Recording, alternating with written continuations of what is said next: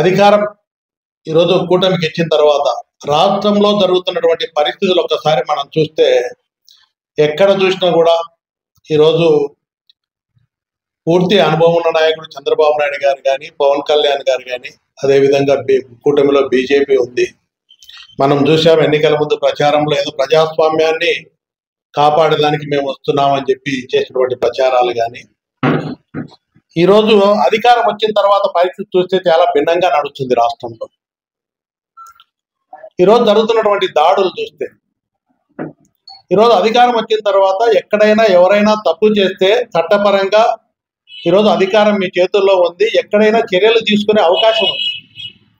ఆ విధంగా కాకుండా ఎక్కడ చూసినా కూడా రాష్ట్ర వ్యాప్తంగా వైఎస్ఆర్సీపీ పార్టీ నాయకులు కార్యకర్తల మీద జరుగుతున్నటువంటి దాడులు చూస్తే చాలా దారుణంగా, అమానుషంగా కొన్ని నియోజకవర్గాల్లో జరుగుతూ ఉన్నాయి. కొన్ని చోట్ల దీన్ని పూర్తిగా ఖండిస్తూ ఉన్నాం.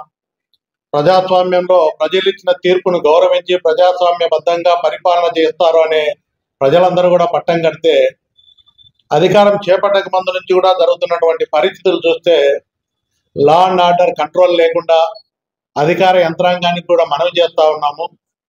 ఈరోజు కూటమి నాయకత్వానికి రేపు చంద్రబాబు నాయుడు గారు కూడా ప్రమాణ స్వీకారం చేస్తూ ఉన్నారు.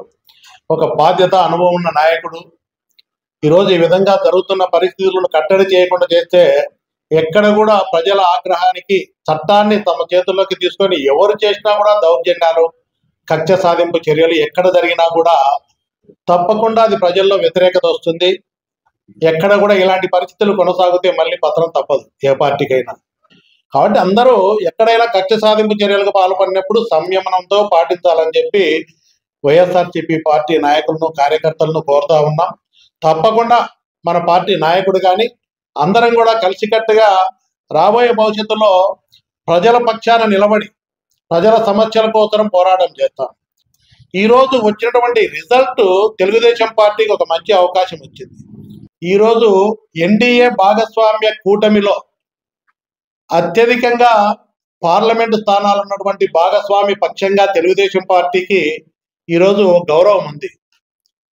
డిమాండ్ చేసే హక్కు వచ్చింది. ఈరోజు ప్రత్యేక హోదా కావాలా, జాబులు రావాలంటే ఇండస్ట్రీలు కానీ, డెవలప్మెంట్ కానీ, వెనుకబడినటువంటి జిల్లాలకు ఆర్థికంగా సహాయం కావాలన్నా కూడా కేంద్ర ప్రభుత్వం మీద ఒత్తిడి తీసుకొచ్చి సాధించడానికి ఒక అవకాశం ఉంది ఈరోజు తెలుగుదేశం పార్టీకి, కూటమికి. ఈరోజు కడపలో స్టీల్ ఫ్యాక్టరీ స్థాపించేదానికైతేనేమి, ఈరోజు అన్ని విధాల వెనుకబడిన జిల్లాలకు ఆర్థిక సాయం సాధించేదానికి, పోలవరం ప్రాజెక్టు పూర్తి చేసి నిధులు ఒత్తిడి తీసుకొచ్చి సాధించేదానికి ఈరోజు ఇంత బాధ్యత మీ మీద ఉంది, ఇంత అవకాశం ఉంది. ఆ రోజు మీకు మోడీని తిట్టి ఆ రోజు పోరాటం చేయడానికి ప్రయత్నం చేశారు. ఈరోజు మీరు లేకపోతే కేంద్రంలో గవర్నమెంట్ నిలబడలేని పరిస్థితిలో మీ చేతిలో ప్రజలు ఒక అవకాశాన్ని, మంచి అవకాశాన్ని ఇచ్చారు.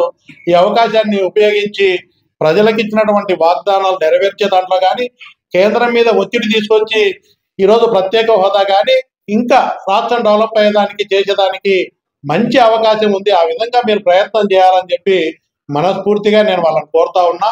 తప్పకుండా వైఎస్ఆర్సీపీ పార్టీ తరఫున మేము కూడా ఈరోజు ఎక్కడ కూడా శృతి మించి జరిగినప్పుడు పార్టీ నాయకులకు, కార్యకర్తలకు తప్పకుండా అండగా ఉంటామని చెప్పి మనవి చేస్తాము.